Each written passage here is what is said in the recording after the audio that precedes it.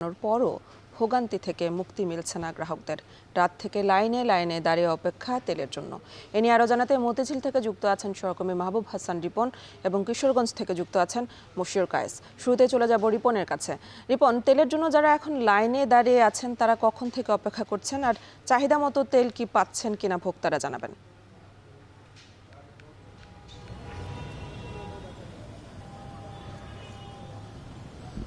আমি এই মুহূর্তে যারা তেল পাচ্ছেন তাদের কয়েকজনের সাথে আমি কথা বলেছিলাম। তারা সকাল 7টা থেকে এই লাইনে অপেক্ষা করছেন এবং সেই ক্ষেত্রে তারা পেট্রোল নেওয়ার জন্য সকাল 7টা থেকে অপেক্ষা করছেন। অর্থাৎ পেট্রোলের বাইরে যারা অকটেনের জন্য অপেক্ষা করছেন তাদেরকে কিন্তু আরও অনেকক্ষণ অপেক্ষা করতে হবে, কারণ ডিপো থেকে যে গাড়ি আসার কথা সেই গাড়ি এখনো এসে পৌঁছায়নি। সেই ক্ষেত্রে 11টা বা 12টা পর্যন্ত তাদের অপেক্ষা করতে হবে। যারা অকটেনের জন্য অপেক্ষা করছেন তাদের কিন্তু এখন পর্যন্ত যদি 12টাও আমরা ধরি তাহলে তাদেরকে 8 থেকে 9 ঘন্টা অপেক্ষা করতে হচ্ছে। আর যারা পেট্রোল নিচ্ছেন, আপনি দেখতে পাচ্ছেন এই বাইক চালক যারা রয়েছেন তারা 2 ঘন্টা 3 ঘন্টা ধরে অপেক্ষা করে তারপরে এই ফিলিং স্টেশন থেকে তারা পেট্রোল নিতে পাচ্ছেন।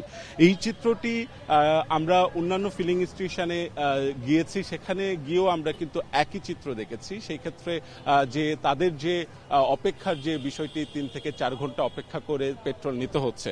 আরেকটি বিষয়, এই ফিলিং স্টেশনের ম্যানেজারের সাথে আমি যখন কথা বললাম তিনি জানালেন যে তারা আজকে যে পরিমাণ তাদের জন্য বরাদ্দ দেওয়া হয়েছে, সরকার যে ঘোষণা দিয়েছে পেট্রোল এবং ডিজেলের ক্ষেত্রে 10% বরাদ্দ অতিরিক্ত দেওয়া হবে এবং অকটেনের ক্ষেত্রে 20% অতিরিক্ত বরাদ্দ দেওয়া হবে। এই ঘোষণার চাইতেও তারা বেশি পরিমাণ আজকে ডিজেল, পেট্রোল, অকটেন পাবেন বলে আমাদেরকে জানিয়েছেন। তারা ম্যানেজার যেটি আমাকে জানালেন সেটি হচ্ছে যে এখন ডিপোগুলোতে যে চাহিদা, সেই চাহিদার চাইতে সরবরাহ অনেক বেশি হওয়াতে ডিপোগুলো এখন তাদের যে বরাদ্দর হার, সেই বরাদ্দর হার নিচ থেকেই বাড়িয়ে দিচ্ছে। তো সেই ক্ষেত্রে ম্যানেজারের প্রত্যাশা যে এই ভিড় যেটি রয়েছে সেটি হয়তো আর 2 থেকে 3 দিনের মধ্যে হয়তো বা স্বাভাবিক হয়ে যেতে পারে বলে তিনি মনে করছেন। এবং একই সাথে আমরা গ্রাহকদের সাথে কথা বলেছি। গ্রাহকরা যেটি বলার চেষ্টা করছেন সেটি হচ্ছে যে তারা দীর্ঘদিন ধরে এই যে ভোগান্তির মধ্যে রয়েছেন, তারা মনে করেছিলেন যে তেলের দাম বৃদ্ধি করা হলে হয়তো ভোগান্তি থেকে তারা মুক্তি মিলবে, কিন্তু তেলের দাম বৃদ্ধির পরেও তাদের যেহেতু ভোগান্তির মধ্যেই থাকতে হচ্ছে এবং সেখান থেকে যেহেতু মুক্তি মিলছে না, তারা এটির সমাধান চাচ্ছেন। তো আমার কাছে রাজধানীর এই ছিল সবশেষ। আমরা এখন যুক্ত হব কিশোরগঞ্জে, সেখানে কায়েস রয়েছেন, তিনি জানাবেন কিশোরগঞ্জের শহরে জ্বালানি তেলের সবশেষ অবস্থা।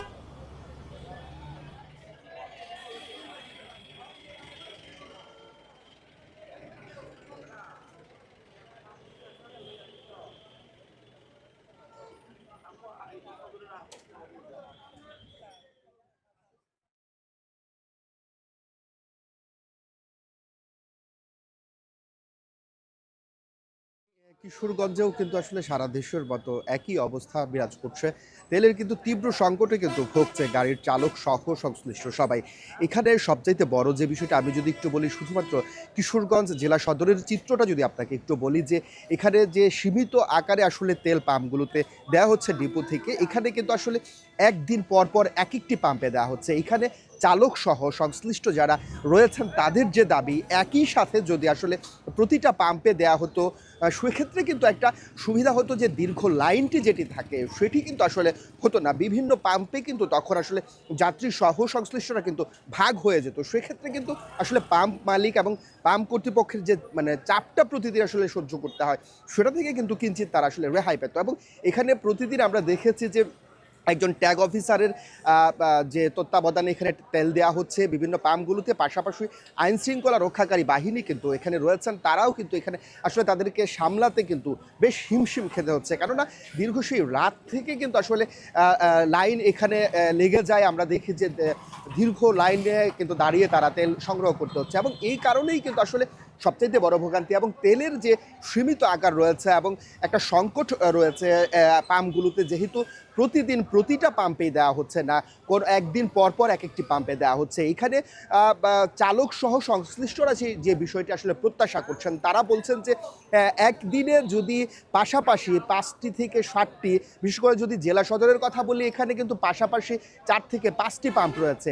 সেখানে একটি পাম্পে যদি একদিন দেওয়া হয়, একদিন গ্যাপ রেখে কিন্তু আরেকটি পাম্পে দেওয়া হয়, সেজন্য কিন্তু আসলে লাইনটা দীর্ঘ হয়ে যাচ্ছে। তাদের দাবি যে যদি 5টি পাম্প বা 7টি পাম্পে পাশাপাশি একসাথে যদি তেলগুলো দেওয়া হতো, সেক্ষেত্রে যে দীর্ঘ লাইনটি রয়েছে সেটি কিন্তু আসলে ভাগ হয়ে যেত বিভিন্ন পাম্পে, সেক্ষেত্রে কিন্তু আসলে চাপটাও কিছু কমতো। এই বিষয়ে আসলে আমরা কথা বলেছিলাম এখানকার যে পাম্প মালিক রয়েছেন কিংবা কর্তৃপক্ষ, তাদের সঙ্গে। তারা যে বিষয়টি বলছেন, আসলে তারা ডিপো থেকে যে পরিমাণ তেল পান কিংবা যেদিন তাদের জন্য নির্ধারণ করে দেওয়া হয়, তারা কিন্তু সেদিনই তেল পান এবং সেদিনই কিন্তু আসলে ভোক্তাদেরকে দিতে পারেন, যার ফলে তারা যদি 10টা থেকে 5টা পর্যন্ত তেল সরবরাহ করে থাকেন, দিয়ে থাকেন, সেখানে কিন্তু আমরা দেখেছি যে একেবারে ভোর রাত থেকে কিন্তু আসলে দীর্ঘ লাইনে দাঁড়িয়ে থাকে এবং দীর্ঘ লাইনে দাঁড়িয়ে কিন্তু তারা আসলে মূলত আমরা দেখেছি যে এই দীর্ঘ লাইনে দাঁড়িয়ে কিন্তু তারা তেলের সংগ্রহ করে থাকে। এবং আরেকটি বিষয় জানিয়ে রাখতে চাই, যেহেতু এখন বুড়ো মৌসুম চলছে, ধান কাটার ইতোমধ্যে বিভিন্ন জায়গায় কিন্তু শুরু হয়ে গেছে, সেখানে কিন্তু আসলে ডিজেল প্রাপ্তিরও একটা বড় ধরনের বিষয় রয়েছে। বিভিন্ন পাম্পগুলোতে কিন্তু ডিজেলের জন্য কৃষকরা আসছেন এবং বিভিন্ন আমরা দেখেছি যে হারভেস্টর রয়েছে। তো এই ছিল আমার কাছে কিশোরগঞ্জ থেকে সর্বশেষ তথ্য তেল সংকট নিয়ে। দেশের জ্বালানি তেল সংকট নিয়ে জানাচ্ছিলেন সহকর্মীরা। ভারতের